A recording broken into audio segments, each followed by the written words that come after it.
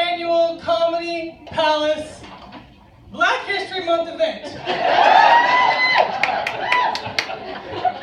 I see only 4 of us got the memo.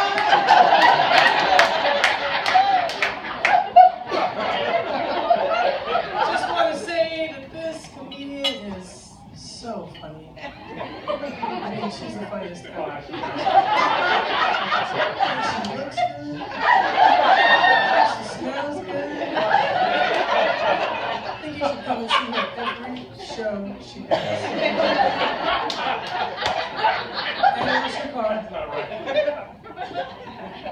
And make her food. And watch her children. Let's give it up for the Deaf Ministry.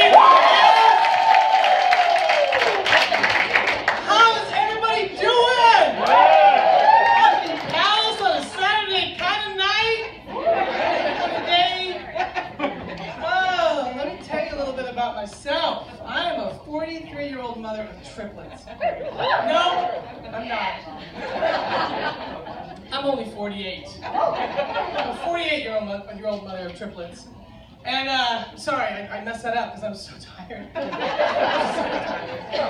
so tired. I'm so tired that I welcome any procedure where you lay down. I call them mini vacation procedures. Right? I don't have anything going on, but I'm at the doctor every month. You know how you have to sit there in the waiting room? I'm like, hey doc, take your time. I'll be right here waiting for you. Just laying on the paper. I need candy. I'm not brushing my teeth. I'm hoping for a root canal because that's like 8 hours of tape. And they give you drugs. I mean, you know, nitrous. Oh goodness, so great to be here. It's so great to be here. Not just because my kids are not here with me. It's just great to be here. So I made myself some little black kids. Yeah. And not really actually, I'm only half black, but my husband's black and one of my kids looks black, so we just kind of call our whole family black. It's not like the one black rule, it's like the one black kid rule. Everybody's black in the family. Naming our kids wasn't that bad, right? You know, you got Nathan, and then you got Elijah. Zoe, I wasn't too sure what to do. You know, I could go with the white side and just be like Z-O-E. But, you know, I have to respect my husband and his kind. Because black names matter.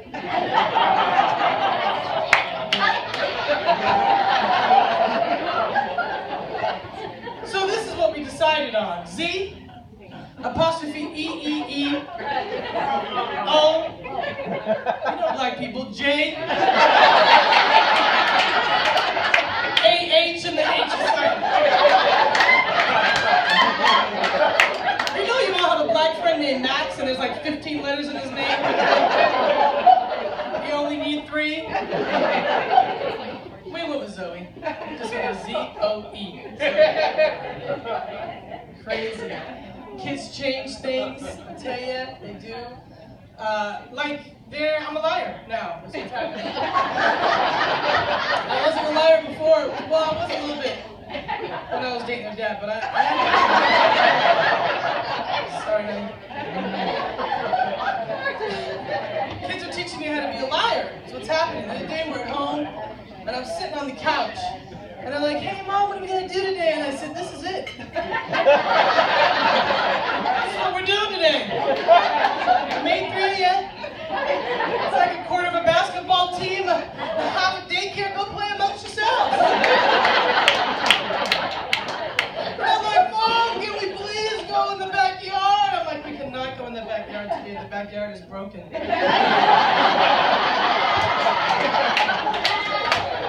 they're desperate. Well, can we go to Grandma's? I said, we cannot go to Grandma's today. Grandma is also broken. Everything that makes you a liar is that ice cream truck. It does. It does. You know what? It's like a dog whistle, that music. You can't hear it, but your kids can. Before you know it, bam, there it is, right at the bottom of your driveway.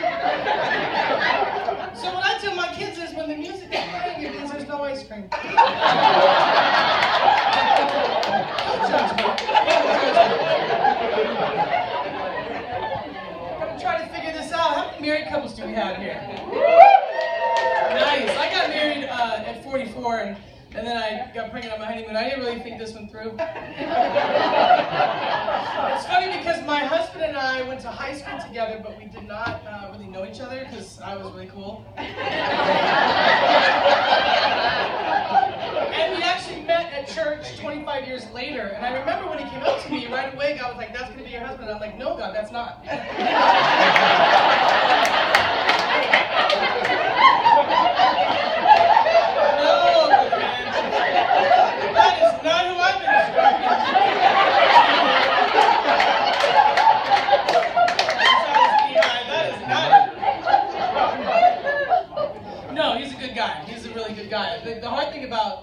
The hard thing about dating and there's no party when you're dating. There's no working when you're dating.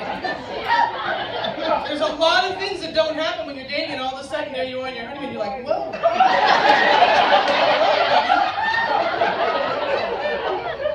I realized that he wasn't in fact smiling throughout our whole courtship. He was like.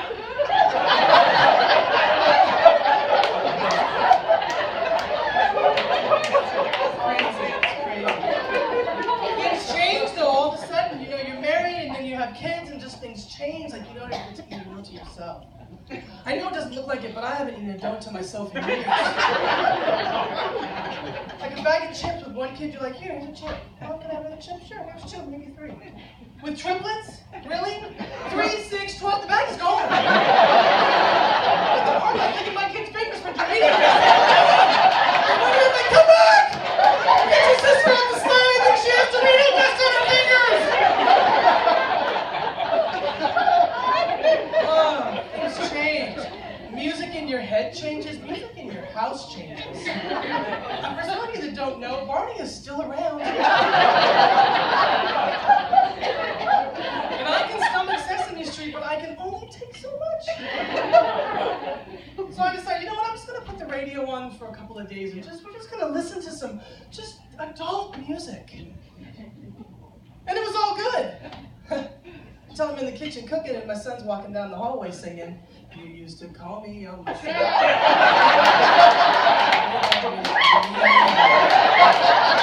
Back to party! Back to church! My kids are singing Drake!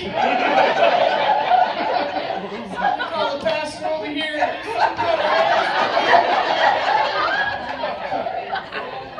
Music changes. Music in your head changes. Sometimes during the day you got something to look forward to, and so maybe you sing a song in your head to kind of get yourself ready. Like, I don't get a lot of date nights with my husband, so when I do, I want him to be good. So sometimes I'm just kind of singing, and just singing during the day. I've been really trying, baby. Hey, I'm married. Trying to hold back these feelings for so long. Well, the other day I was at the bank. People were looking at me. And I was kind of wondering, so I checked my breath. Because I'm not brushing my teeth, so I was kind of wondering if it was ready. And I realized that I was singing outside of my head in the bank. Oh no, it gets better. Because I was singing, "Rubber Ducky."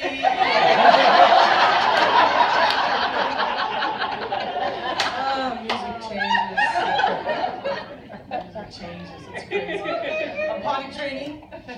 Triplets. That should make you all tired. Yeah, it's not too bad. Although I did recently learn that your kids can't pee in your neighbor's yards like your dogs can.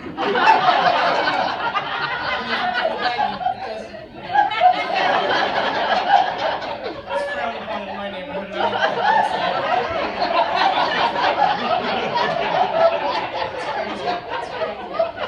Potty training. It's a lot of fun. It's a lot of fun. Oh goodness, what else can I tell you about? So I've got 2 boys and a girl, and I'm having fun being able to raise kind of girls and boys together. And my boys boys are just like boys, just kind of like small men. Really, so, I don't really know what that means. Just thought I'd throw it out there, because they are kind of like small men. But my daughter is like a tell-all, right? She's a girl, she's an information giver. You know? The other day I put my kids to bed, and I gave them my mean face. Are you ready for it, sir? I don't want to scare you. So you're holding your hand.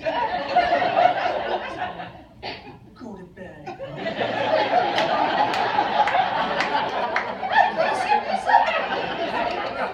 Don't say nothing. Nothing out of you kids. Yeah, it didn't work on my kids either. This is how I know. Because I left the room. And I heard the light turn on. And I heard goings on coming in. So I marched myself right back down that hallway. I opened that door and I turned that light on. And I said, hey! Nathan? Elijah? Did you get out of bed? And they're like, no, we didn't get out of bed. Denial.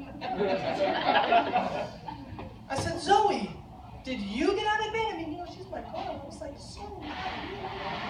And she said, no, Mom, I didn't get out of bed. But then she explained.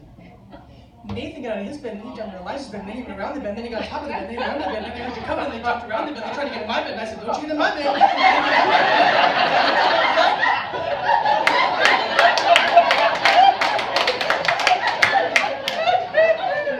was like, wow, that was a lot of information. I didn't really know what to say, so I just quietly walked out of the room. And as I walked out of the room, I swear I heard one of the boys say, Zoe, snitches get stitches. That's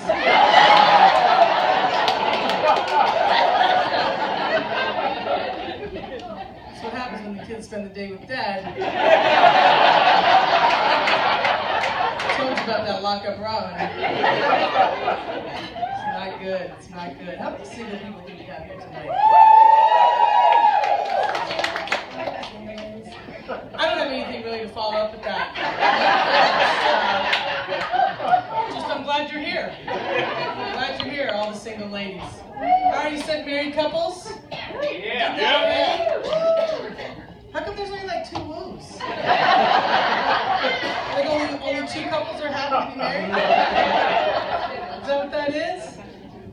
I'm going to leave you with this. One of the other things that happens when you have kids is you have to go places where you wouldn't typically go if you didn't have kids, like the zoo. And I realize that some of you probably go to the zoo and you don't have kids. I don't know what to say.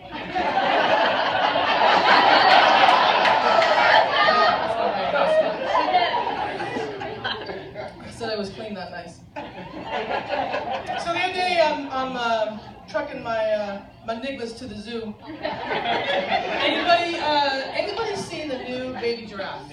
Has anybody seen the new baby giraffe? Yeah. Oh, has somebody? That's nice. We have it. And I'll tell you why. We get to the enclosure, right? At like 10 miles to the enclosure, because that's how long it takes to get there. And I see the mother giraffe is pacing, and she is mad.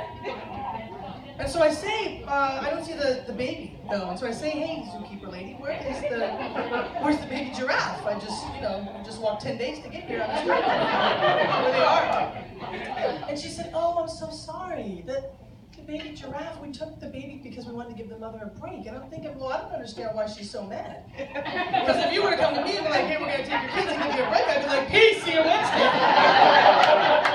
Feed them whatever you can find on the ground. So the mother giraffe can feed them all. So I didn't know what to say. My kids are crying now. So I just looked down at my kids and I said, kids, we're not going to get to see the baby giraffe today.